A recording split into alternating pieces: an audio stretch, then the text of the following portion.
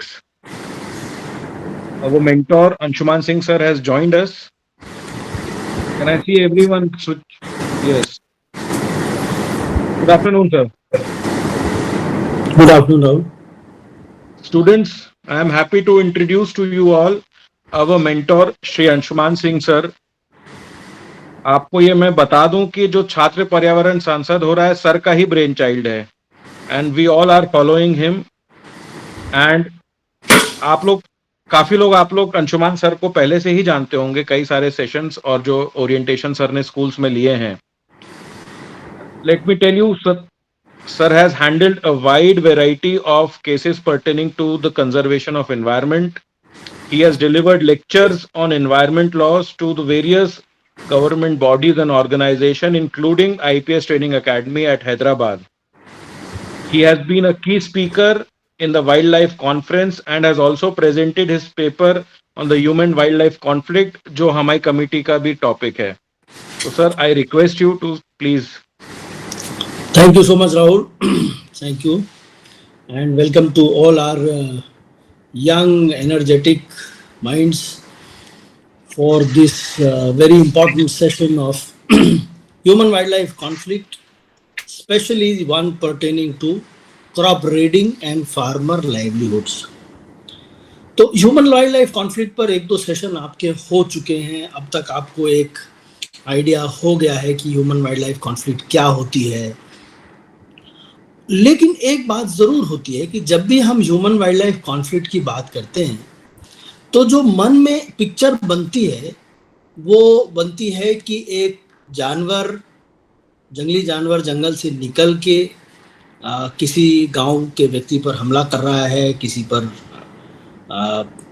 पकड़ने का प्रयास कर रहा है कैटल को, या फिर लोग उस जानवर को पकड़ने मारने की कोशिश कर रहे हैं. both these images come to our minds.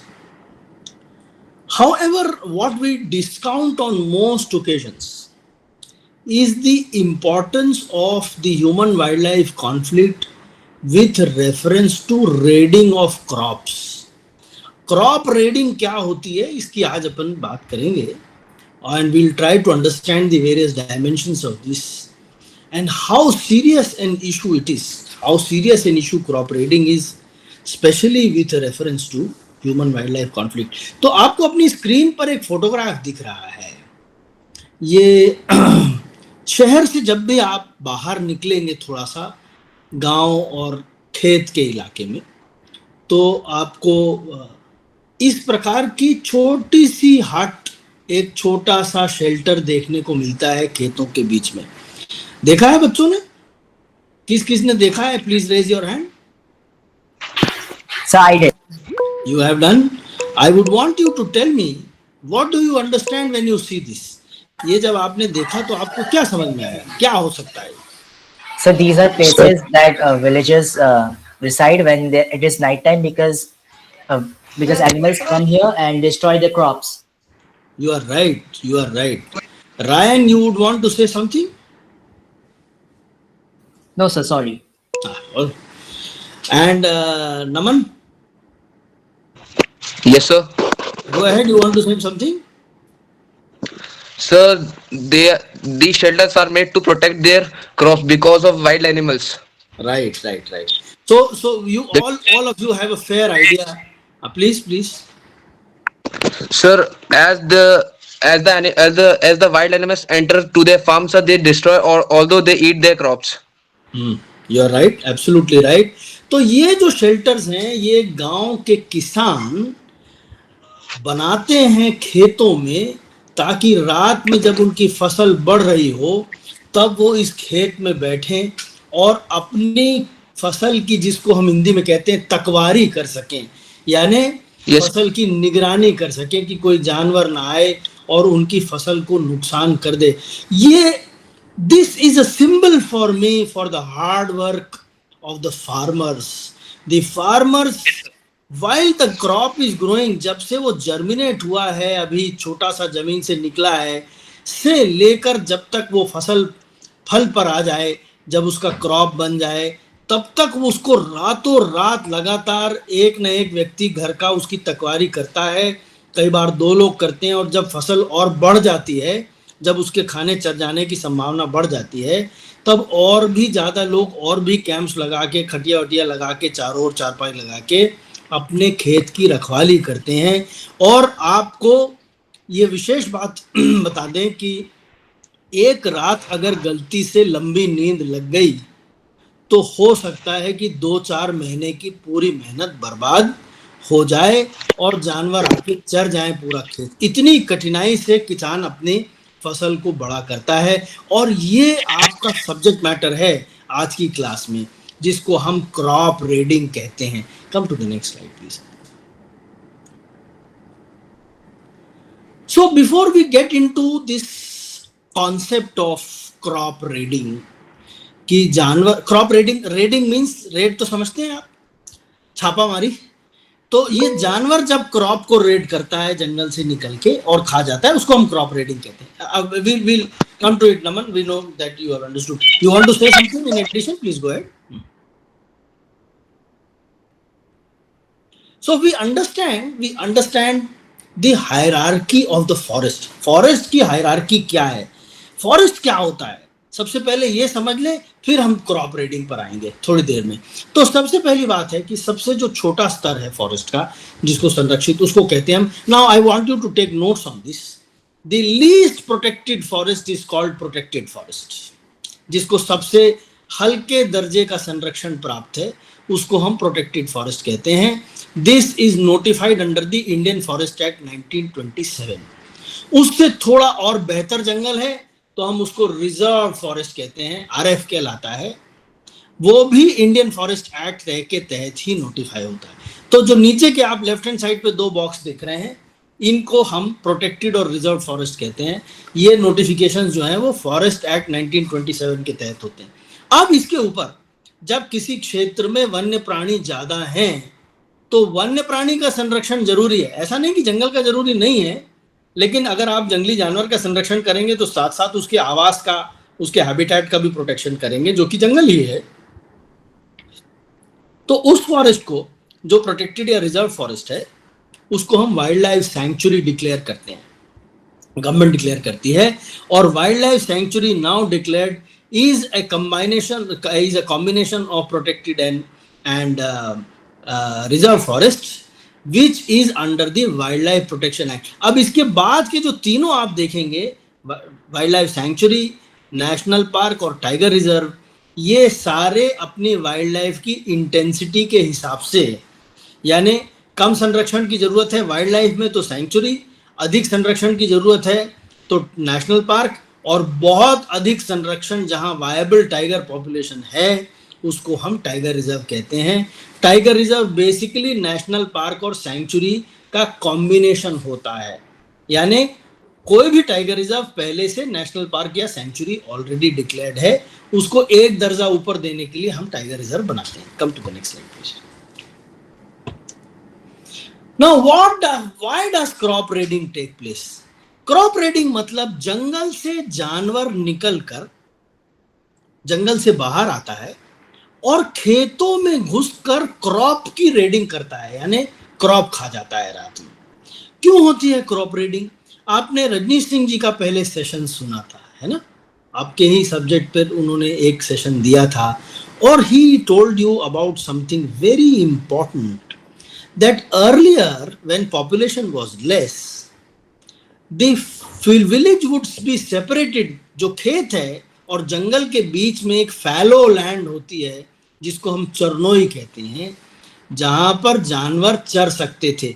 वो खेत भी नहीं है और वो जंगल भी नहीं है, वो खुले मैदान है। राइट हैंड साइड स्लाइड पर आप देख रहे हैं, जो नीचे वाला जो फोटोग्राफ है, जो 2 पार्ट्स में स्प्लिट है, उसमें से जब आप ऊपर देखेंगे तो ऊपर में एक तरफ जो है वो गांव है, गांव के साथ खेत हैं, खेत के बाद जंगल के बीच, खेत और जंगल के बीच में एक लैंड है जहां पर जानवर चर रहे हैं।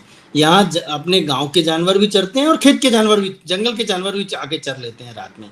और खेत में सीधे नहीं जाते एकदम से, क्योंकि उनके पास चरने का स्थान ऑलरेडी रहता है। उसके नीचे की आप स्लाइड देख रहे हैं, जहां पर आप देख रहे हैं कि खेत जो है वो जंगल तक पहुंच गया है ना? तो जंगली जानवर के पास जंगल से निकल के कोई फैलो लैंड नहीं है चरने के लिए, इसीलिए वो सीधे खेत पर आके चारा खाने का प्रयास करता है। एक बात समझिए कि जानवर के अंदर ये समझ नहीं रहती है कि ये आपका लगाया हुआ खेत है कि ये जंगल की लगाई हुई अपने आप प्राकृतिक घास है। उसको जो ज्यादा स्वादिष्ट लगेगा, जो ज्यादा न्यूट्रिशियस लगेगा, उसको जाके वो खा लेगा। जो ज्यादा इजीली एक्सेसिबल लगेगा उसको वो खा लेगा। ठीक है ना? हमको अपने स्टैंडर्ड से नहीं जज करना चाहिए कि जब जंगल में इतनी घास है तो क्यों निकल के आते हो जंगल से और हमारा सब खेत खा जाते हो। वो स्टैंडर्ड हम अप्लाई नहीं कर सकते। ठीक है कि नहीं? So why does crop raiding take place? तो this is one of the reasons कि पास्चर्स खत्म हो गए। पास्चर यानी चरनोई, चरने की जगह। पास्चर पास्चर खत्म हो गए और ओपन ग्रेजिंग ग्लेड्स इनसाइड और फॉरेस्ट के आसपास खत्म हो गई।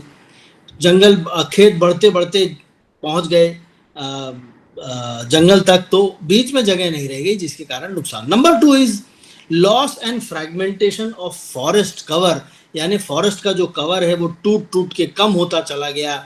और फॉरेस्ट जब कम हो गए तो जंगलों में रहने का आवास जानवर के लिए हैबिटेट खत्म हो गया। हैबिटेट खत्म होने के कारण वो जानवर मजबूर है कि अब वो जंगल से निकलकर अपना पेट भरने के लिए खेतों में आए। और तीसरा पॉइंट जो आपका लिखा हुआ है वो बहुत इंपॉर्टेंट है कि food crops are always very enticing. Grain खाने में बड़ा स्वादिष्ट होता है और सादी घास खाने में उतना मजा नहीं आता है जानवर को भी। ठीक है कि नहीं? इसका एक बड़ा विभत्स एग्जाम्पल बच्चों अभी हुआ, आप नोट करिएगा और इसके बारे में रिसर्च करिएगा। बांधवगढ़ में एक बड़ी संख्या में जंगली हाथी जंगलों से निकलकर कोदो की फसल खाने लगे। कोदो एक मिलेट होता है, हमारे यहाँ का कोर्स ग्रेन होता है। कोदो जानता है कोई? कोदो, कुटकी, ये सब जानना जरूरी है। हमारे ओरिजिनल ग्रेन्स हैं बेटा। ये जो राइस और व्हीट है ये बाद में आए, पहले यही ग्रेन्स थे। कोदो, कुटकी, समा, रागी, रागी अगर नाम सुना हो आपने तो, ये सारे ओरिजिनल ग्रेन्स हैं, हमारे ओरिजिनल कोर्स ग्रेन्स हैं। इनको मिलेट्स कहते हैं। तो मिलेट होता है एक प्रकार का, उसको खाने के लिए बड़ी संख्या में हाथी निकल के जंगलों से आए, क्योंकि जंगलों में शायद उनको उतना स्वादिष्ट भोजन नहीं मिला, और उन्होंने बड़ी मात्रा में कोदो की फसल खा ली बांधवगढ़ में। अब इट सो हैपेंड कि under a program of the government, जहां पर मिलेट पे बहुत अभी फोकस है कि भाई मिलेट खाओ, बड़ा होता है, अच्छी बात भी है, लेकिन बीज निगम ने एक संस्था होती है जिसका नाम है बीज उत्पादन निगम। तो बीज निगम ने क्या किया कि एक हाइब्रिड कोदो जो था वो मार्केट में लॉन्च किया। किसानों ने उसको लिया, उस सीड को लगाया। वो सीड हमारा ओरिजिनल कोदो का सीड नहीं था, क्योंकि कोदो तो लाखों साल से हमारे यहाँ उगाया जा रहा है। वो फंगस रेजिस्टेंट नहीं था, तो फंगस लग गई उसमें बहुत बड़ी। फंगस लगी हुई कोदो को हाथी ने खा लिया बड़ी मात्रा में। हाथी थोड़ा बहुत तो खाता नहीं है। हाथी ने अच्छे से निपटाया खेतों को। जब निपटाया और बहुत बड़ी मात्रा में खा लिया, तो they became infected with the fungus which was on the kodo crop, and as many as 13 elephants, 13 हाथी जिसमें फीमेल्स और बच्चे मिलाकर एक साथ मर गए एक हफ्ते के अंदर बांधवगढ़ में, कोदो इन्फेक्शन से, जो कि फंगस उसकी आ गई थी। This is one other aspect of crop raiding which you will later on see is very very important. तो एंटाइसिंग होता है। एंटाइसिंग मतलब बड़ा, उससे लालच आती है जानवर को कि धान लगा है, गेहूं लगा है, कोदो लगी है, तो आके हम खा लें, तो हमको बहुत सारा खाना एक ही जगह पर एक साथ मिल जाएगा। उसकी लालच में जानवर जो है वो वन से बाहर निकल के खा लेता है। Next is village and fields pressed hard against forest है, जो आप ऑलरेडी स्क्रीन पर देख रहे हैं कि विलेज और फील्ड जो है वो फॉरेस्ट तक पहुंच चुका है। Come to the next slide please. Now as I told you in the beginning कि हम जब सोचते हैं इसके बारे में तो हमको आमतौर पर लगता है कि ज्यादातर हमले जानवरों के इंसानों पर होते होंगे या कैटल पर होते होंगे और आदमी उन पे, लेकिन ह्यूमन वाइल्ड लाइफ कॉन्फ्लिक्ट में वास्तव में उन कैटेगरी के केसेस जहां जानवर आदमी या कैटल पर हमला करे या इंसान जानवर पर हमला कर दे ह्यूमन वाइल्ड लाइफ कॉन्फ्लिक्ट में, वो केवल 27% है। 73% cases are crop raiding. 73% of human wildlife cases are crop raiding cases, right? Are you noting down everything? Very good. So 73% cases जो हैं वो human wild life cases conflict के। ये एक रिपोर्ट थी करांत की 2018 में पब्लिश हुई थी, जिसमें ये बात आई कि मैक्सिमम केसेस यानी 3/4 केसेस जो हैं ह्यूमन वाइल्ड लाइफ केसेस के, वो क्रॉप रेडिंग के केसेस होते हैं, और 1/4 से थोड़ा ही ज्यादा केसेस जो हैं वो अटैक ऑन कैटल या अटैक ऑन ह्यूमंस के होते हैं। Come to the next one please. कौन इसके क्रिमिनल्स हैं जो ये उत्पात करते हैं? कौन कौन से जानवर हैं जो क्रॉप रेडिंग में ज्यादा शामिल होते हैं? सबसे ज्यादा आप देखते हैं कि डियर, जो कि चीतल सांबर हैं, वाइल्ड बोर, जंगली सुअर जिसको हम कहते हैं। हाँ please Naman, your audio is on please. Sir, wild elephants. Yes, you have the screen in front of you. Wild elephants, gaur, Buffalo. the bison. No, it's not the buffalo. It's the gaur, Indian gaur, जिसको हम Yes, sir. bison कहते हैं।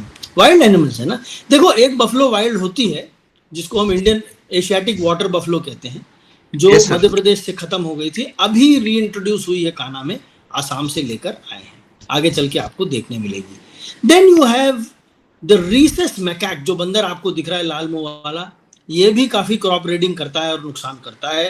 ये तो शहरों में भी बहुत आ जाते हैं। फिर आपको राइट हैंड साइड पर वो जो थॉर्नी क्रीचर दिख रहा है, दैट्स द पोर्क्यूपाइन, सही बोलते हैं जिसको पोर्क्यूपाइन। ये भी बहुत जंगल खेतों में जड़ खोद के खाता है बहुत सी चीजों के। लेकिन सबसे बड़ा उत्पाती जीव ठीक बीच में है, जो कि है जंगली सुअर। ये सबसे उत्पाती जीव है, और आप कभी अवसर मिले तो जाकर जब देखेंगे तो आप पाएंगे कि ऐसा लगता है खेत में ट्रैक्टर चला दिया गया है, इतने जोर से फसल खाता है। अपने टस जो उसके सामने के दांत होते हैं उससे फसल को जोत देता है पूरा, एक तरफ से दूसरे तरफ, क्योंकि वो ट्यूबर खाता है। रूट खाने में उसको बड़ा आनंद आता है, तो ट्यूबर खाने के चक्कर में वो जड़ खोदता है सब चीज की, तो वो पूरी की पूरी फसल को जड़ से खराब कर देता है। और लेफ्ट हैंड साइड में जो तोता दिख रहा है आपको, that's the parakeets. The parakeet also causes a lot of damage to the crops, especially corn, यानी मक्के की फसल को बहुत ज्यादा नुकसान पैराकीट्स पहुंचाते हैं। तो ये मेजर एनिमल्स हैं जो human wild life conflict crop raiding में आते हैं। Next one please. लेकिन हमारी नीति जो है, पॉलिसी जो है, जो नुकसान की भरपाई करने की जो पॉलिसी है, उस पॉलिसी के तहत हम मास डैमेज को ही कॉम्पनसेशन देते हैं। सरकार जो है वो जो मुआवजा देती है वो बड़े डैमेजेस की देती है, और बड़ा डैमेज जो है वो या तो चीतल सांबर करेंगे, या जंगली सुअर करेगा, या हाथी करेगा। पैराकीट्स के डैमेज पर और पोर्क्यूपाइंस के डैमेजेस पर, इन सब पर, गौर के डैमेज पर कोई कॉम्पनसेशन की पॉलिसी बहुत ज्यादा नहीं है। आगे चल के अपन उस पॉलिसी पे बात करेंगे कि क्या है इसका कारण और क्यों होता है। Next please. अब होता क्या है, जंगली जानवर खेत में आया, किसान की नींद लग गई, नहीं भी नींद लगी, बेचारा हाथी आ गया, तुम जग भी रहे हो तो क्या कर लोगे? एक सीमा तक ही कर सकते हो हाथी को रोकने के लिए। अगर एक दो लोग रहे तो हाथी उनको कुछ समझते नहीं, उन्हीं की जान पे बनाएगी, है कि नहीं? अगर वो दो लोग मिलके 4 हाथी को रोकने की कोशिश करेंगे तो नहीं रोक पाएंगे, 2 लोग मिलके 1 हाथी को भी नहीं रोक पाएंगे। तो गांव के जब बहुत सारे लोग इकट्ठा हो जाते हैं, मशाल वशाल जला के उनको भगाने की कोशिश करते हैं, तब वो कहीं रोक पाते हैं किसानों को। बड़े डेस्परेट मेजर्स हो जाते हैं उसमें क्रॉप रेडिंग में। लेकिन कौन सफर करता है सबसे ज्यादा? ये जो प्रोटेक्टेड एरियाज के आसपास फार्मर्स होते हैं। Yes Naman, go ahead. Sir, poor farmers. Yes, that is what we have written on the screen. The marginal farmers, you are right, absolutely. The Yes, poor sir. farmer suffers, right? We call them the marginal farmer. Marginal farmer यानी वो जो केवल अपने पेट के लिए कमाता है, थोड़ी बहुत आजीविका, थोड़ा बहुत बेच लेता है, बाकी घर के लिए खाने के लिए रख लेता है, जिसको हम मार्जिनल फार्मर कहते हैं, जो फेंसिंग बड़ी भारी हाई फेंसिंग नहीं लगा सकता अपने खेत में, थोड़ी बहुत तार वार लगा लेता है कहीं अपने आप को बचाने के लिए, वो फार्मर बाड़ी लगा लेता है, वो सफर करता है सबसे ज्यादा। ठीक है कि नहीं? उसकी आजीविका चली गई, उसकी मेहनत चली गई महीनों की, अगर किसान की फसल को जानवर खा गए। नंबर 2, वाइल्ड एनिमल सफर करते हैं। कैसे सफर करते हैं कि किसान जो है अपने खेत को बचाने के लिए, इन जानवरों को भगाने के लिए कई बार पटाखे रख देते हैं, बड़े बड़े पटाखे, जिससे वो जलाने के भगाने की कोशिश करते हैं। आग से भाग गए तो ठीक है, जंगली सुअर को हटाने के लिए इतना गंदा और इतना विभत्स तरीका अपनाया हो जाता है कि आपकी आत्मा हिल जाए देख के। अगर उसको, वो लोग क्या करते हैं कि आटे की इतनी बड़ी लोई ले लेते हैं और उसके अंदर एक्सप्लोजिव रख देते हैं, एक्सप्लोजिव रख के खेत में रख देते हैं। कौन सा एक्सप्लोजिव? जो आप पटक बम में यूज करते हैं, जिसको प्रेशर पड़ने पर फूट जाए वो। तो जब सुअर आता है और उस आटे को मुंह में दबाता है, तो उसके मुंह के अंदर वो एक्सप्लोजिव एक्सप्लोड हो जाता है, जिससे उसका जॉ टूट जाता है, मुंह फट जाता है, और वैसी स्थिति में वो जंगली सुअर कई दिनों तक भटकते हुए भूख से और प्यास से मरता है। जरूरी नहीं कि वो उस एक्सप्लोजन से मर जाए, इतना विभत्स, इतना डेंजरस है इसका कॉन्सिक्वेंस। और फार्मर्स ये तरीके अपनाते हैं अपनी फसलों को बचाने के लिए। तो दोनों तरफ से नुकसान है, जानवर जो है वो फसल को नुकसान करते हैं, और जो किसान है वो जानवरों का नुकसान करते हैं। तीसरा जो सबसे बड़ा डैमेज होता है क्रॉप रेडिंग के कारण, वो फॉरेस्ट डिपार्टमेंट का है। क्योंकि जानवर, आम भावना रहती है कि जानवर जो है वो सरकार का है, सरकार की जिम्मेदारी है कि वो जानवर को खेत में आने से रोके। यदि वो आके खा गया तो लोग अपना गुस्सा किस पर उतारते हैं? सरकार पर उतारते हैं। तो फॉरेस्ट डिपार्टमेंट सामने मिलता है, फॉरेस्ट डिपार्टमेंट से लड़ते झगड़ते रहते हैं, उनकी गाड़ियां जला देते हैं, कई बार उन लोगों को मारने पीटने का प्रयास करते हैं। ये फॉरेस्ट डिपार्टमेंट सफर करता है। तो वो फॉरेस्ट डिपार्टमेंट जो पेट्रोलिंग करने जाने चाहता है, they want to go out into the field and find out कि कुछ गड़बड़ तो नहीं है, वो डरने लग जाते हैं फॉरेस्ट के स्टाफ कि कहीं गांव वाले एक साथ मिलके एक हमला ना कर दें, कहीं नुकसान ना हो जाए। तो फॉरेस्ट के प्रोटेक्शन में भी बहुत बड़ा नुकसान होता है। Come to the next slide please. Now what is the ground data? Please note down this very important ground data that I want you to have focus on. सरकार की पॉलिसी तो है कि यदि आप के खेत को चर गई, जानवर चर गया, तो सरकार उस पर कॉम्पेंसेशन देगी। लेकिन भारत में हर चीज कम होती है और बहुत लंबे समय के बाद होती है, दोनों नुकसान है। तो what you see on the screen is research of Atal Bihari Vajpayee Institute of Good Governance and Policy Analysis shows that actual damage का केवल 17% कॉम्पेंसेशन मिलता है। यानी 100 रुपए का नुकसान हुआ तो 17 रुपया मिलेगा बस। ये एवरेज है। कितना समय लगेगा? जब से आप क्लेम करेंगे तब से एवरेज 208 दिन लगते हैं आपको पैसा मिलने में।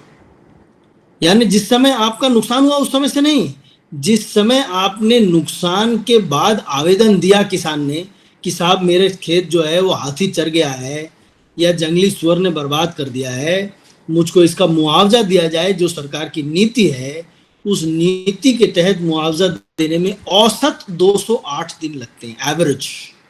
यानी किसी को कम, किसी को इससे भी ज्यादा लगते होंगे। और हर केस में यानी 97.37% केसेस में कॉम्पेंसेशन का असेसमेंट फॉरेस्ट डिपार्टमेंट नहीं करता है, वो पटवारी या रेवेन्यू इंस्पेक्टर करते हैं। पटवारी जानता है कोई क्या, कौन होते हैं पटवारी? अरे Sir, the one who keeps the land records. You are absolutely right. The one who keeps the land record. और जब जमीन का नाप जोख होना रहता है, कहाँ से कितनी जमीन किसकी है, तो पटवारी और आरआई रेवेन्यू इंस्पेक्टर ये लोग आके नाप करते हैं। यानी ये लोग लैंड रिकॉर्ड्स के कस्टोडियंस होते हैं। इन्हीं को हमने जिम्मेदारी दे के रखी हुई है कि आप जाके नापिए और पेमेंट करिए कॉम्पेंसेशन का। आप पाएंगे आगे जाके कि इससे काम नहीं चलने वाला, इससे नुकसान बहुत ज्यादा हो रहा है.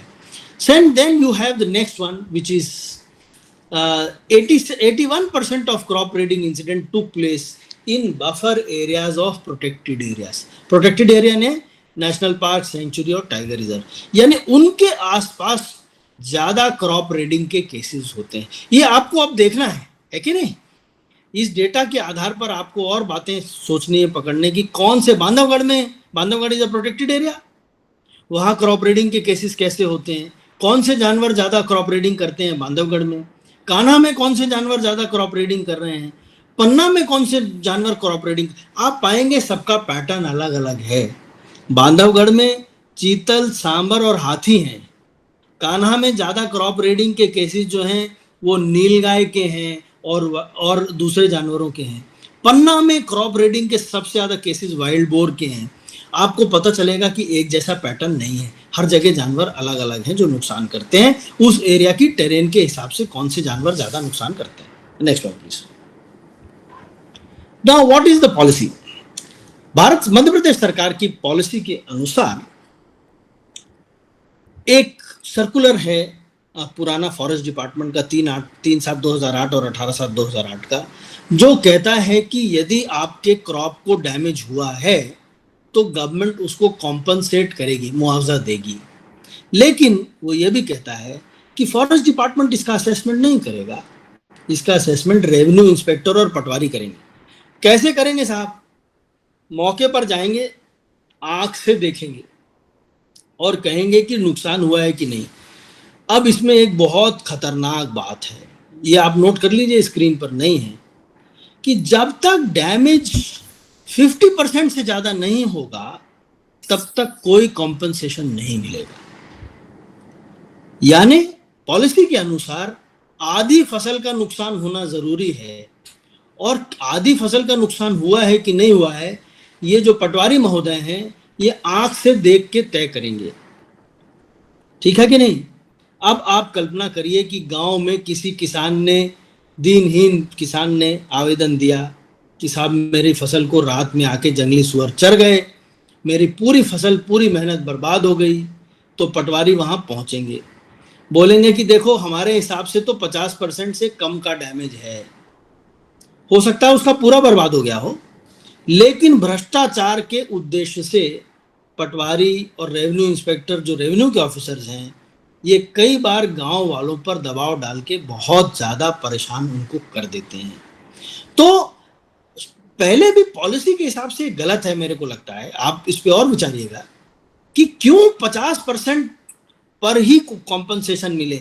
50% से कम का डैमेज क्या डैमेज नहीं होता है? 10% भी डैमेज है तो डैमेज है वो तो, और उससे नुकसान तो हुआ ही है किसान को. और किसान कौन है? छोटा किसान है जिसके पास 1 बीघा, 2 बीघा, 4 बीघा जमीन है, 2-3 हेक्टेयर की जमीन है, अपने खाने कमाने के लिए, जीवन के लिए कर रहा है. उसका 10% भी नुकसान हुआ तो हमको देना चाहिए. हम क्यों रुके कि उसका 50% खेत जब तक ना खा जाए जानवर तभी हम उसका नुकसान देंगे. पॉलिसी के रूप में भी गलत है और पॉलिसी के इम्प्लीमेंटेशन के रूप में भी गलत है कि अगर केवल पटवारी और आरआई से ही आपको असेसमेंट कराना है तो आप भ्रष्टाचार के दरवाजे खोल रहे हैं. समझ रहे हैं ना सब लोग? Right. I will want you to ask a few questions. Then scope of compensation was initially limited to 5 kilometers from the forest boundary. यानी 5 किलोमीटर फॉरेस्ट से दूरी रहेगी तभी आपको मुआवजा मिलेगा.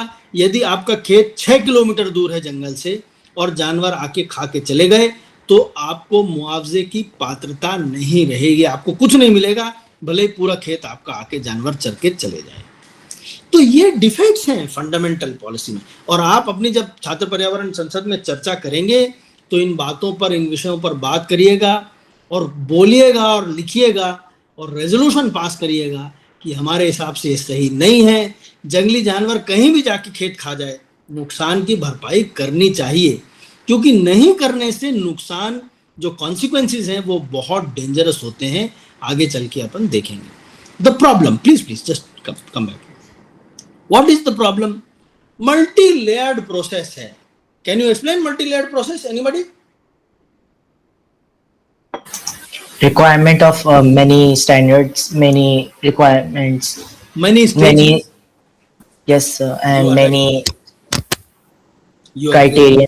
हाँ, फाइल मूव होती है, पटवारी ने प्रोसेस किया, आरआई को दिया, आरआई ने नायब तहसीलदार को दिया, नायब तहसीलदार ने तहसीलदार को दिया, तहसीलदार ने सब डिविजनल ऑफिसर को दिया, सब डिविजनल ऑफिसर से डिप्टी कलेक्टर, डिप्टी कलेक्टर से कलेक्टर के पास पहुंची, तब जाके पेमेंट हो रहा है। उस पूरे प्रोसेस में ही तो 208 दिन लग रहा है जो आपने देखा था, है कि नहीं?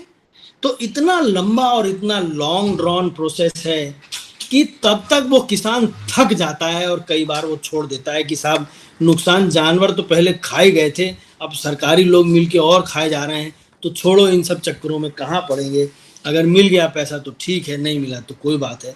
हतोत्साहित हो जाता है, डिस्करेज हो जाता है, डिमोरलाइज हो जाता है किसान बहुत ज्यादा, ठीक है कि नहीं? तो long multi then poor farmer lack awareness and capacity to pursue long paper heavy procedures, right? The same thing that we are talking about. Then the third thing is assessment by patwari and revenue inspector opens doors for corruption and under reporting, यानी इससे corruption के दरवाजे खुलते हैं। फसल तो पहले ही खा गया जानवर, और बची हुई पूंजी को पटवारी जी आके खा गए, तो ये एक बड़ी भारी समस्या रहती है जिसके कारण ये जूझते हैं। This is the problem. Next one please. The consequence, this is very dangerous, very very dangerous. The consequence is किसान, मैंने प्रत्यक्ष देखा है अपनी आंख से, and I have done cases and matters where these issues have come to light. Farmers क्या करते हैं? Desperate farmers, desperate measures. बहुत परेशान इस बात से, इस बात को जानता है। अब कल्पना करिए किसान, वो जो शुरू में आपने एक छोटी सी झोपड़ी देखी थी, उसमें रात में सो रहा है, उसको लग रहा है एक भी दिन मेरी नींद लग गई तो मैं सब बर्बाद हो जाऊंगा। बाजू से बिजली का खंबा है और उसमें से बिजली की लाइन जा रही है, तो वो क्या करता है? एक 100 रुपए का तार खरीद के लाता है और बिजली के ऊपर की तार से अपनी बार्ब वायर फेंसिंग को जोड़ देता है। क्यों? कि रात में कोई भी जानवर आएगा तो बिजली का करंट लेके वो लग के वो भाग जाएगा। लेकिन कई बार बिजली का करंट फेटल हो जाता है और आप ये केसेस देख रहे हैं। You can see a tiger dead because the tiger has been hit by an electric shock. Electrocution of tigers is a huge thing. 7 tigers died in 2005 alone as per National Tiger Conservation Authority, क्योंकि उनको बिजली का current लग गया था। क्यों लगा बिजली का करंट? क्योंकि किसान ने अपनी फसल को बचाने के लिए रात में अपनी खेत की बाड़ी के तार को खंबे से जोड़ दिया था। जोड़ा इसलिए था कि जंगली सुअर ना आए, और आ गया रात में टाइगर, और टाइगर को करंट लग गया, वो मर गया। उसके नीचे लेपर्ड है, ये भी इलेक्ट्रिक्यूशन का केस है। उसकी साइड में हाथी हैं, ये भी इलेक्ट्रिक्यूशन के केसेस हैं, जो कि बड़ी संख्या में, कई बार 10-10, 20-20 हाथी एक साथ मर जाते हैं, क्योंकि किसान हाई टेंशन लाइन से अपने खेत की बाड़ी को कनेक्ट कर देता है, राइट? डियर, और ये तो इनकी कोई विचारों की गिनती नहीं है कि इतनी बड़ी संख्या में मरते हैं। Leopard, you see, I have quoted the figures of leopard. 399 leopard death cases between 2021 and 23 as per WPSI's Wildlife Protection Society of India, और इसमें से बहुत बड़ी संख्या में तेंदुए जो है वो इलेक्ट्रिक्यूशन से मरे थे। टाइगर कंपैरेटिवली इलेक्ट्रिक्यूशन से कम मरे हैं अगर आप देख रहे हैं तो, और लेपर्ड ज्यादा। कोई कारण बता पाएगा क्यों? Anybody would want to try? Why more of leopards die than tigers in electrocutions? Make an effort, even if you are wrong, don't worry. Because tigers are protected. नहीं, टाइगर प्रोटेक्टेड है तो हम जानते हैं, टाइगर थोड़ी जानता है। Sir, tiger तो खेत में because जा ही we सकता see more cases of leopards coming into our areas. We see more cases of leopard coming to the crowded areas. है। You It's are because right, absolutely bang on right, Rajveer, कि leopard जो है वो human habitation के ज्यादा पास तक आता है, और टाइगर ह्यूमन हैबिटेशन के से दूर रहने की कोशिश करता है हमेशा, ठीक है कि नहीं?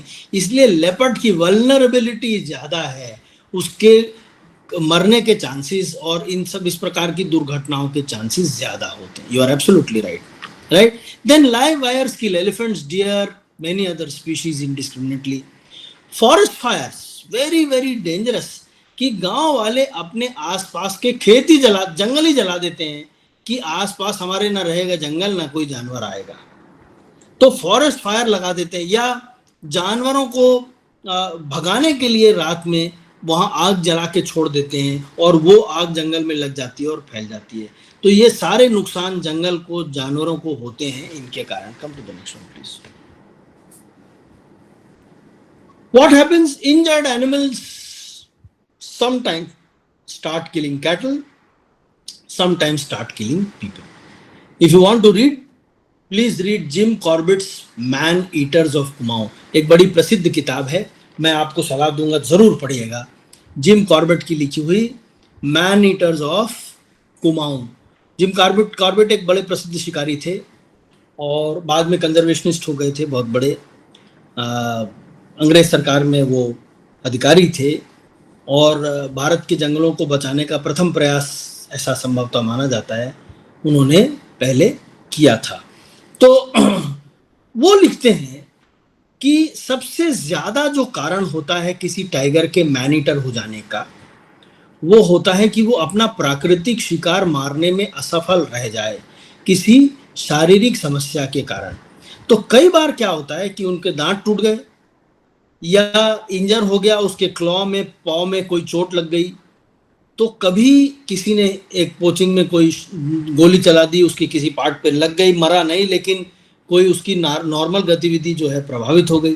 और क्रॉप रेडिंग के केसेस में इलेक्ट्रिक शॉक लगने से यदि उसका कोई पैर खराब हो गया या कोई और हिस्सा शरीर का खराब हो गया जिससे वो अपना शिकार मारने में असफल हो जाए, जिसके कारण वो मजबूरी में कैटल मारने लग जाता है या और बहुत ज्यादा मजबूरी में इंसानों को भी मारने लग जाता है, जब उसको हम मैनीटर कहते हैं।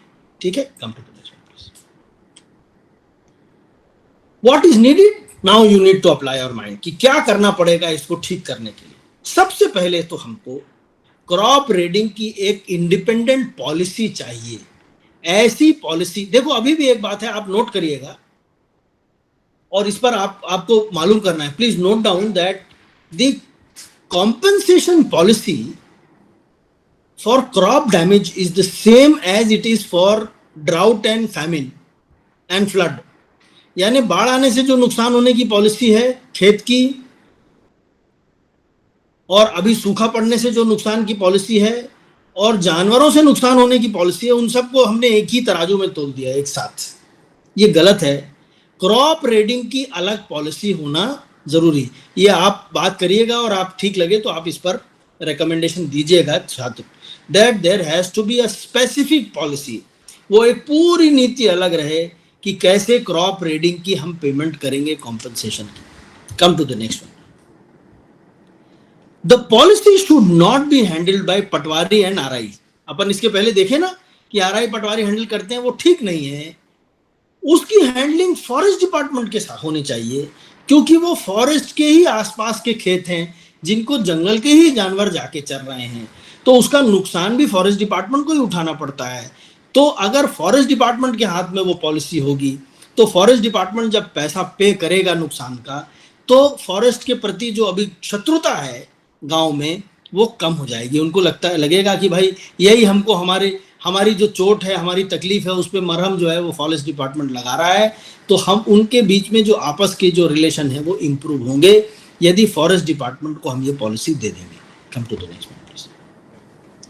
ये बहुत इंपॉर्टेंट है, and this I had recommended to the government when we had the international wild life conference, and in the international wild life conference I was asked as to participate as one of the speakers, and I made my presentation during the conference, and on this very topic हमने सरकार को ये बात की सलाह दी थी कि आप जो है वो इंटरिम कॉम्पनसेशन का प्रोविजन बनाइए, क्योंकि अभी आपके कॉम्पनसेशन में इतना लंबा समय लग रहा है 208 दिन, उसको आप कम करके 100 दिन भी कर देंगे तब भी पर्याप्त नहीं है।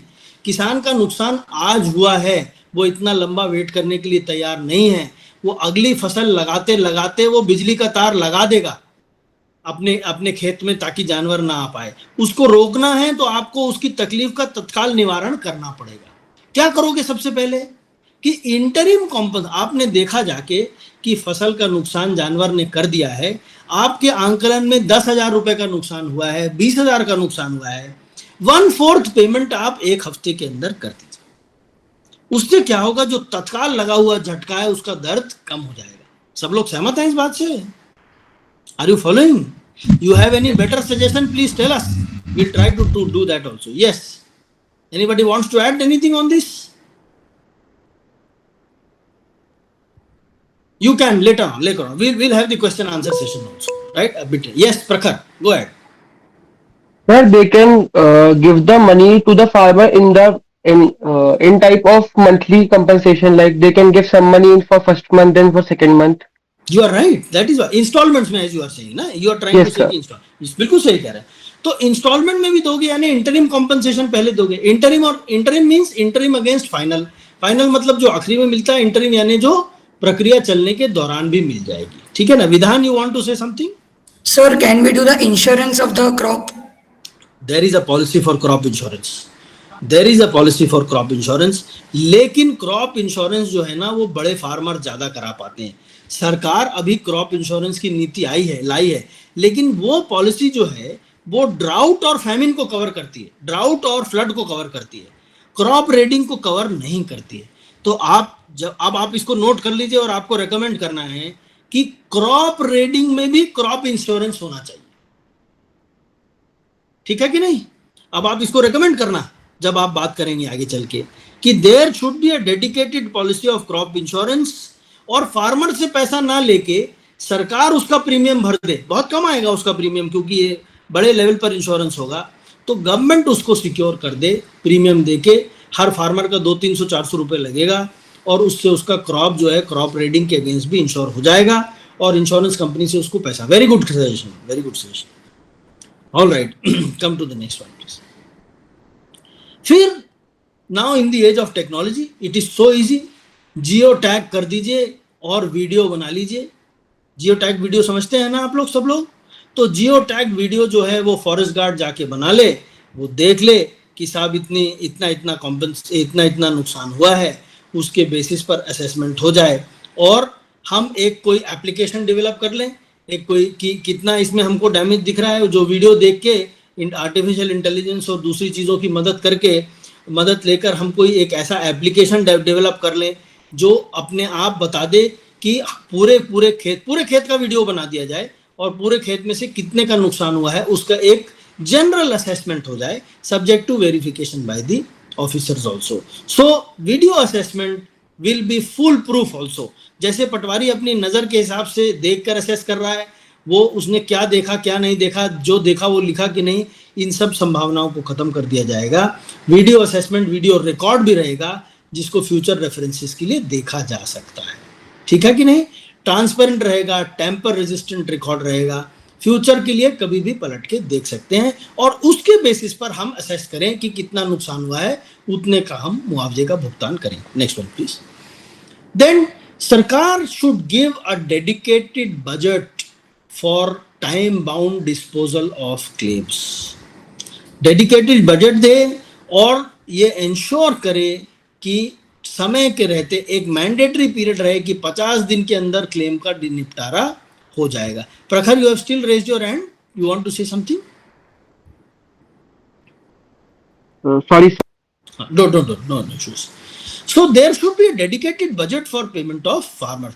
ये नहीं है कि फार्मर का असेसमेंट तो हो गया, लेकिन अभी बजट का पैसा ही नहीं, तो हम पे ही नहीं कर पा रहे हैं। ये 2 children have raised their hands. Please go ahead. Sir, मेरा सवाल ये है कि if I am a farmer and sir, अगर मेरा जो खेत है वो फॉरेस्ट के पास है, एंड सर रेगुलर इंटरवल में अगर देखा जाए तो जब मेरी फसल लग रही है तब कोई वाइल्ड एनिमल आके is interfering in the crop, तो सर कब तक चलेगा ये? There should be a very straight and permanent solution, जहाँ की there should be an organisation जो इसकी रिस्पॉन्सिबिलिटी लेके ये बात स्पष्ट कर दे कि अब से this thing will not take place at all.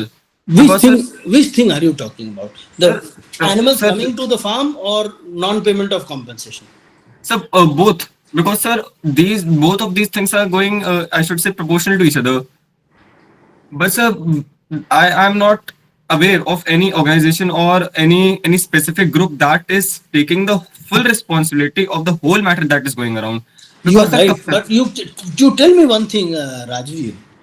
जानवर को खेत में आने से रोकने के लिए एक ही तरीका है, वो है हाई फेंस लगा दो आप। और क्या तरीका है?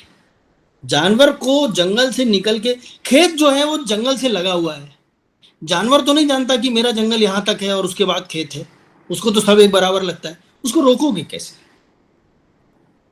But sir, this thing is somewhere we are trying to talk about these things to the farmers, because I can share one experience of myself, because I have my uncles and all that are indulged in farming. So I had Yes. seen these things very closely. So Right. we have a forest near our farm, and sir मैंने ये चीज बहुत notice करी है कि this thing we just try to console them कि अब नहीं होगा, but sir after a month of 2 3 4 sir suddenly we get to know that एक बाघ आया, उसने एक वहां पे सर कोई तो खड़ा होगा जो रखवाली कर रहा था खेत के, जो खेत का काम देख रहा था, बिकॉज सर जो जो गेहूं होता है ना सर, जब उसको अपन हार्वेस्टर के थ्रू निकालते हैं सर, वो काम ज्यादातर रात को ही होता है बहुत सारे खेतों में। सर वो आया और सर वहां पे उसने 2 लोग खा लिया and he just went away in the forest. तो सर जब ये चीजें होती है सर, एक farmer is not only taking care of his own farm sir, उसकी फैमिली वहां पे सर एज अ सबकॉन्शियस डर उसके अंदर पैदा हो जाता है sir. The first instant that he get is कि भाई यहाँ पे लगा दो इलेक्ट्रिक फेंसिंग, और सर फॉर हिम दैट बाघ इज एन एनिमी, वो तो सर उसके लिए एक ओपोनेंट है ना सर, एक दुश्मन है जो आके उसको खा जाएगा, परेशान कर देगा। तो सर सवाल तो सर ये तो हमारे पास तरीके हैं, बट सर नहीं, ये तो प्रॉब्लम है, ये तो प्रॉब्लम है, अभी सर तरीके ये पे आ रहे प्रॉब्लम हैं अपन। हाँ, सर ये प्रॉब्लम है, और सर जो हमारे पास तरीके हैं, इन तरीकों में से सर क्या कोई एक तरीका ऐसा नहीं है जो जो जो बिल्कुल स्पष्ट कर दे कि अब से ये नहीं होगा? देखो राजवीर, ये एक बहुत लार्जर इशू है, और लार्जर इशू ये है, हम उसको एक इतनी सी घटना से ना देखें कि हम रात में खेत काट रहे थे और जंगल में से जानवर निकला और एक आदमी को खा गया। बड़ी समस्या ये है कि जितने जानवर हैं उतनों उनके आवास हमने कम कर दिए हैं। एक्चुअली जानवर खेत में नहीं आ रहा है, खेत जानवर के घर तक पहुंच गया है। लार्जर इशू ये है, लार्जर इशू ये है कि हमने उनका हैबिटेट छोड़ा नहीं है, और हमने बड़ी संख्या में, बड़ी मात्रा में जंगलों को काट के खेत बना दिए हैं। ये है कि नहीं समस्या? Yes sir. तो वो जानवर जाए कहाँ बेचारा? उसके लिए तो कोई अंतर नहीं है खेत और जंगल में, तो वो निकल के वहीं आ रहा है जहां वो सालों से और उसके बाप दादे आते थे लाखों सालों से। अब जहां पर वो पहले जंगल पाता था वहां उसको खेत मिलता है। तो ये लार्जर इशू है जो पॉपुलेशन बेस्ड है, जो पॉलिसी बेस्ड है, कि हमने कितना ज्यादा जंगलों का नुकसान किया है। आज हम जो बात कर रहे हैं ना, उसका मैंडेट थोड़ा सा लिमिटेड है, उतने लार्जर इशू पर नहीं है। कि क्रॉप रेडिंग जो हो रही है, यानी जानवर जब निकल रहा है खेत से और फसल खा जा रहा है, उस समस्या का हम इलाज क्या करें? उसका ये इलाज बिल्कुल भी नहीं है कि हम जंगल से जानवर को निकलने ही ना दें, ये संभव ही नहीं है। और सरकार ने कुछ जगह प्रयास किया है, कुछ जगह जो है वो ई फेंसिंग लगा रहे हैं, यानी एक हल्का सा शॉक देता है, बहुत हल्का सा, जिससे जानवर उसको छू के हट जाए, इलेक्ट्रिक फेंसिंग। लेकिन इतना हैवी कॉस्ट, हैवी है वो वर्क, कि कितने जंगलों में बाड़ी लगा लोगे आप, है कि नहीं? तो ये एक लार्जर इशू है, और ये प्रॉब्लम चलती रहेगी। अगर इस प्रॉब्लम को कम करना है तो हमको जानवर को उसका स्पेस देना पड़ेगा, उसका हैबिटेट देना पड़ेगा, और ये प्रयास भी आपको करना चाहिए। लेकिन as right now when the problem is कि जानवर आके खेत खा रहा है, हम क्या करें कि जानवरों का नुकसान आदमी ना करे और आदमी का नुकसान जानवर ना करे, हम उस पर बात करें, ठीक है कि नहीं? बट सर जैसे कि आपने बताया था कि इंटरिम कंपनसेशन दे दे, तो sir is money is the end point of the solution? It is not the end point, but at least why is he raising the crop?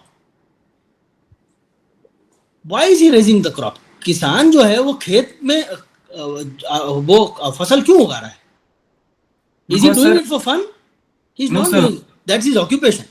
He wants to earn livelihood. तो livelihood छिन गया तो livelihood दिया जाएगा। livelihood छिना है ना, तो livelihood छिना है तो हम उसको कॉम्पनसेट किस फॉर्म में करेंगे? और पैसे के ही फॉर्म में करेंगे ना, क्योंकि वो फसल बेचता तो उसको पैसा ही मिलता, तो उसको पैसा अभी इंटरिम कॉम्पनसेशन से दे देंगे, जिसके कारण वो नुकसान करना बंद कर दे। ठीक है ना? Yes sir. Some other children have raised their hands, please. Shankar, you want to say something? Sir, So I I was want just scrolling on web and I found some solutions like beehive fences in various countries like Kenya. And in our country also, there are example of digging trenches like in the states of Karnataka and Tamil Nadu. Different. Karnataka and Tamil Nadu are dealing with elephants. You are dealing with wild boars. Trench खोद के कभी solution नहीं निकलने वाला है permanent. जहां से बहुत हैवी मूवमेंट होता है वहां आप कर सकते हो. ये देखो, there is no one jacket fits all formula for this. It can't be applied. It has to be a mix of multiple measures, है कि नहीं? जैसा राजवीर ने भी कहा, फेंसिंग लगाना भी एक सोल्यूशन है. आप भी कह रहे हो बीहाइव, लेकिन वो अकेला सोल्यूशन नहीं हो सकता. पूरे जंगलों को बाड़ी लगा के आप बंद नहीं कर सकते. इतनी बड़ी एरिया है जिससे आप डील कर रहे हो. मध्य प्रदेश जैसे स्टेट में आप इम्पॉसिबल है कि आप रोक लेंगे जानवरों को बाहर निकलने. नमन,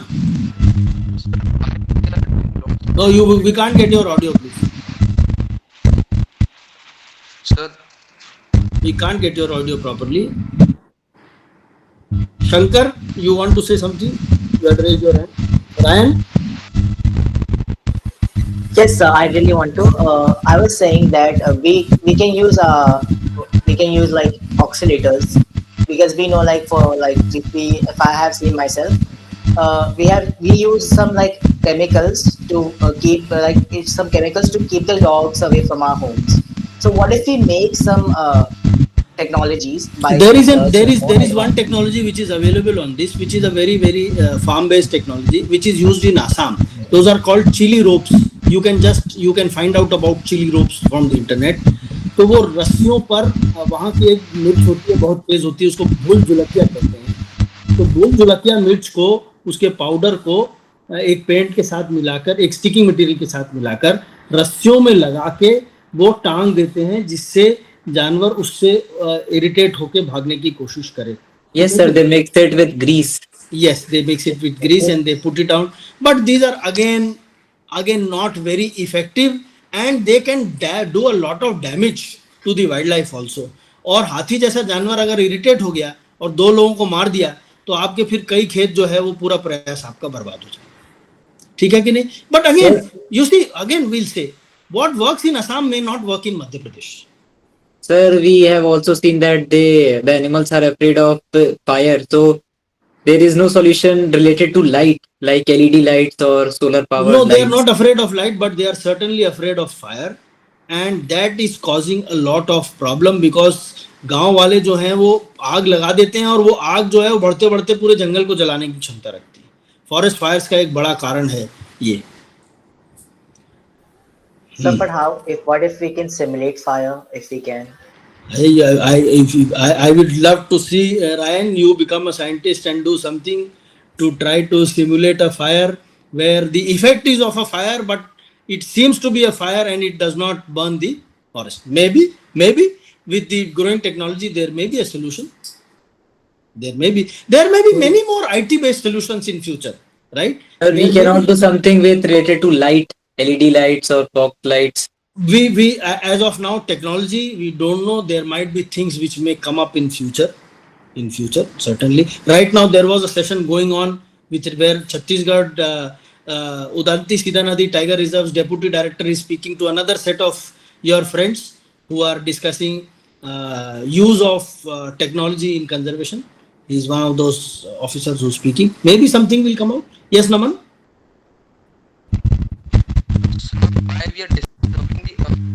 बच्चे, तुम्हारा वो बेटा ऑडियो ठीक नहीं चल रहा, हम लोग सुन नहीं पा रहे हैं. So you resolve that problem, we'll come back to you in a little while. We'll come back to you. You can mute yourself now. Yes, Aditi, can we have the next slide? So human wildlife conflict to be declared a natural disaster. This is what the Supreme Court says, कि इसको आप प्राकृतिक आपदा घोषित करें. जैसे किसी क्षेत्र में बाढ़ आ गई और बहुत बड़ा नुकसान हो गया, उसको जब आप प्राकृतिक आपदा घोषित करते हैं तो सेंटर से उसका बजट मिलता है, उसके लिए अलग से पैसे मिलते हैं, ताकि आपको कॉम्पनसेशन का पेमेंट हो सके. और कॉम्पनसेशन का पेमेंट हम कितनी भी बातें कर लें, जब तक किसान को हुए नुकसान का हाथ में पैसा नहीं मिलेगा तब तक किसान जानवर को नुकसान करने का प्रयास करेगा. Come to the next one, please. So that was it, and now we will have any further questions that you want. You can finish this. Presenting खत्म कर दो. Yes. Any other questions? सोचो इस विषय पर बच्चों, क्योंकि ये बहुत इंपॉर्टेंट एस्पेक्ट है जो फ्यूचर के हिसाब से बहुत रेलेवेंट है.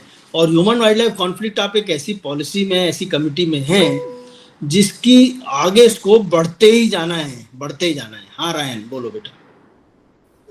So we know some tribals are very dependent on forests themselves. Yeah. So what I really think that the resources in the forest are going down, and due to also climate change, lots of the fruits that the animals eat are also going down. So they don't have any choice instead to go into the Right. land, farmlands and over there. Mhm. So does that mean that due to the lack, it could be due to the lack of the resources in the forest themselves, because the tribals are using it, maybe. देखो नहीं, इतना बेटा tribal नहीं use करता है कि जानवर को खाने के लिए न रह जाए, इतना नहीं यूज करता है. लेकिन ये जरूर है कि ओवरऑल हैबिटेट लॉस हो रहा है, बहुत बड़ा हैबिटेट ही कम हो जा रहा है. अभी yesterday I took a session on the Forest Rights Act कि you will be shocked to know कि फॉरेस्ट राइट्स एक्ट में हमने लगभग 60 लाख एकड़ एनक्रोच करा दिया है जंगल, और वो कंफर्म्ड एनक्रोचमेंट है और हम उसको हटा नहीं पा रहे. 60 lakh acres, can you imagine how much? Jabalpur municipal area जितना आप देखते हैं वो 65,000 एकर्स है. 65,000 एकर्स से 100 टाइम्स ज्यादा. 100 Jabalpurs are encroached. Forests, protected and reserved forests are encroached.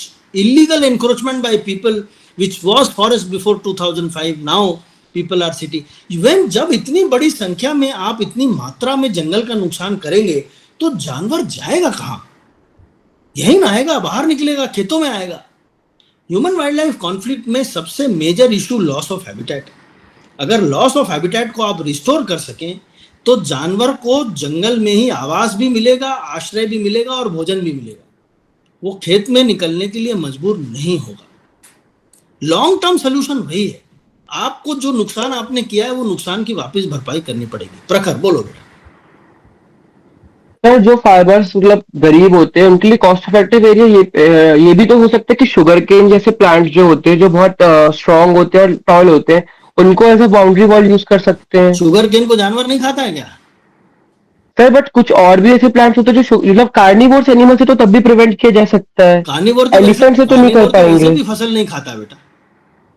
Sir but वो जब जंगल से बाहर आ रहा है तो उस चीज को प्रिवेंट करने के लिए यूज किया जा सकता है. ये नहीं, देखो कुछ ऑर्गेनिक फेंसिंग्स होती हैं, जैसे ये नागफनी का पेड़ होता है जो कैक्टस है, उससे फेंस करते हैं, जट्रोपा से फेंसिंग करते हैं, लेकिन जानवर को नहीं रोक सकता. वो जानवर को कभी आपने बाघ को फेंसिंग कूदते देखा है? जानवर किसी टाइगर रिजर्व में?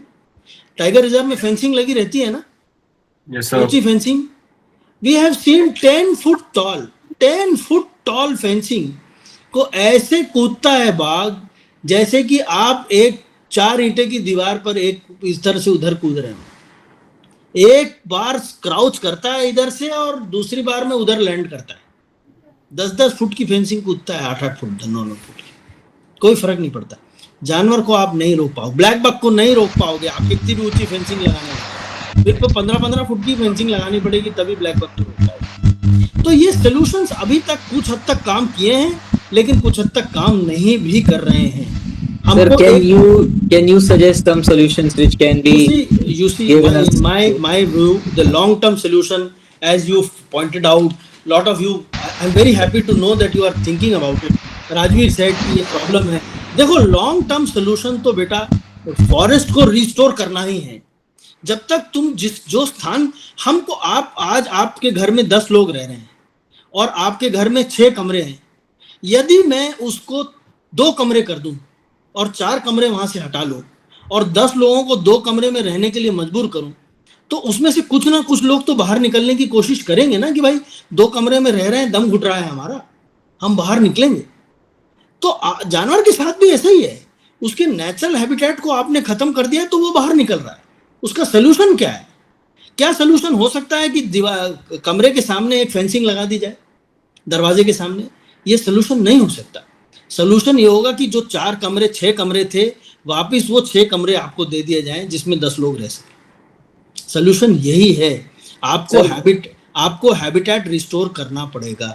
Sir, but on the other hand, the government is also having the responsibility of the rising population. Sir अगर हम लोग तो वहां भी काम करना पड़ेगा, पॉपुलेशन कंट्रोल भी करनी पड़ेगी। फॉरेस्ट रिस्टोर करेंगे तो सर वहां पे फिर पब्लिक बोलेगी कि हमारी पॉपुलेशन बढ़ रही है, we are not getting area to live, तब the government has to look both the side. No, the rising population by itself is a problem, but the problem is a populistic measure जहां सरकार पट्टे बांट रही है सरकार में vote bank politics के चक्कर में, क्योंकि जब पट्टा मिलता है तो लोग वोट देते हैं। जंगल की जमीन है, कब्जा करा लो, उसके कारण नुकसान ज्यादा हो रहा है। अपने अप्रोच हमको चेंज करनी पड़ेगी। देखो, again we go back to the larger question, who is important, animals और humans? Answer that question. Then I'll tell you what my view is. Who is important, animals or humans? So both have their statistics. You are right. Both are important, and both have equal right to live on this planet.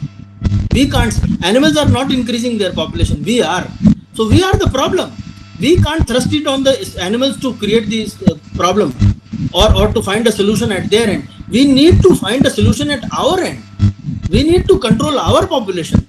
We need to control our way of life, and we need to stop getting into the forest. We need to stop cutting down the trees, restore the damage which has been done. That's the long-term solution. Sir, what is the major, I should say, the major core for animals? Major? Sir, what is the core thing for animals in this case? Core thing means I couldn't get you. Just The core thing means what is the main reason for them to come out for crop breeding? Yes, sir. The main reason is loss of habitat and loss of food supply. देखो, habitat कम होगा तो food supply भी कम होगी.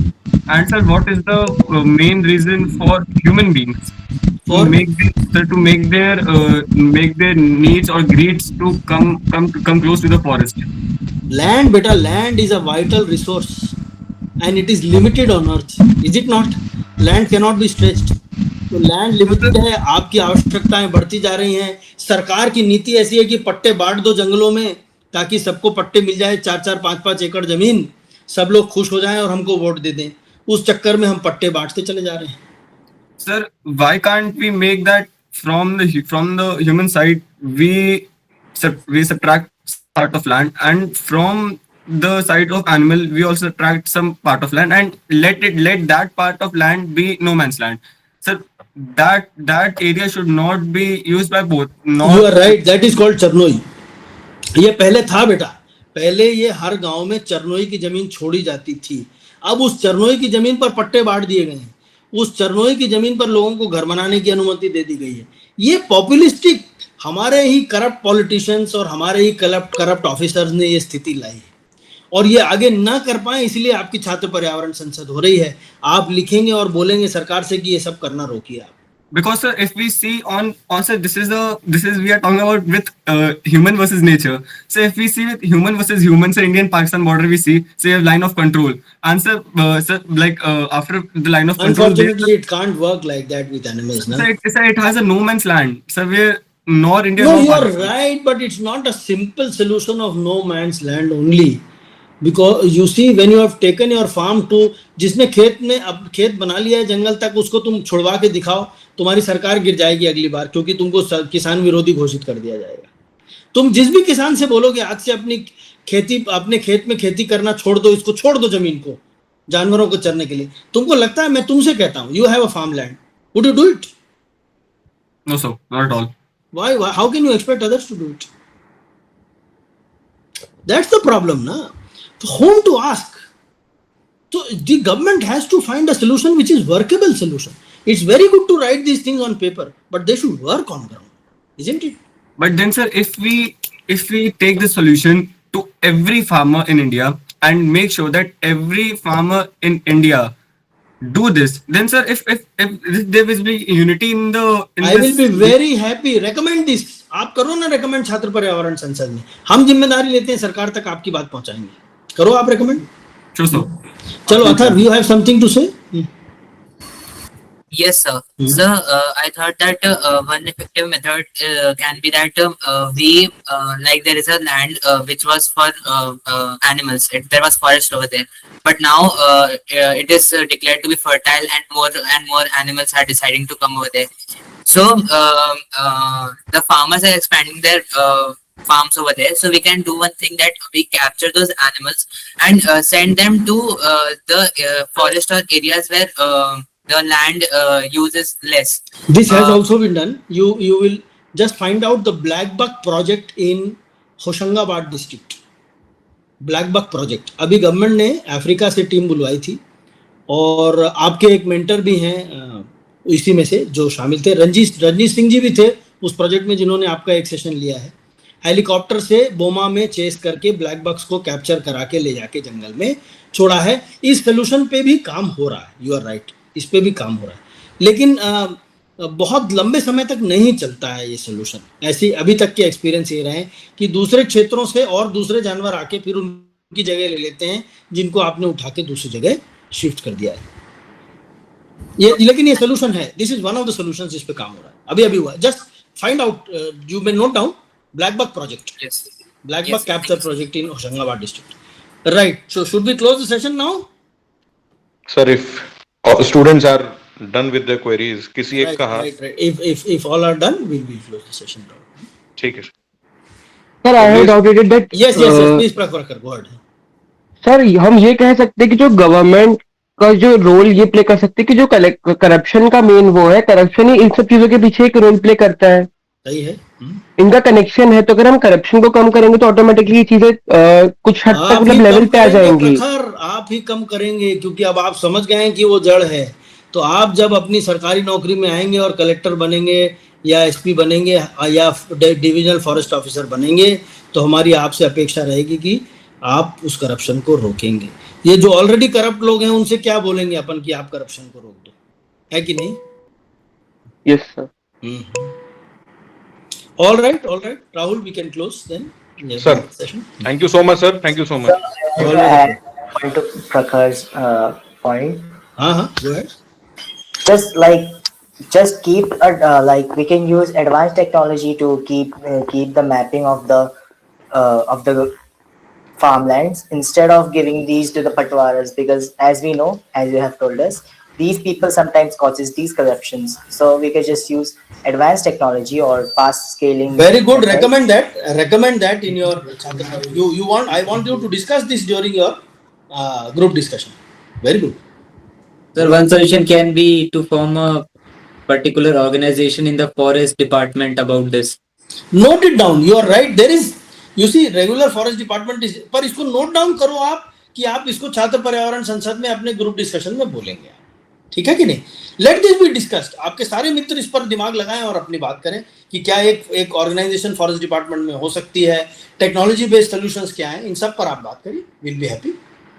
All right, all the best, take care. Students आप रुक जाएंगे, senior sir exit हो जाए, आप लोग रुक जाइएगा 2 minute. Thank you Rahul, thank you sir. Students,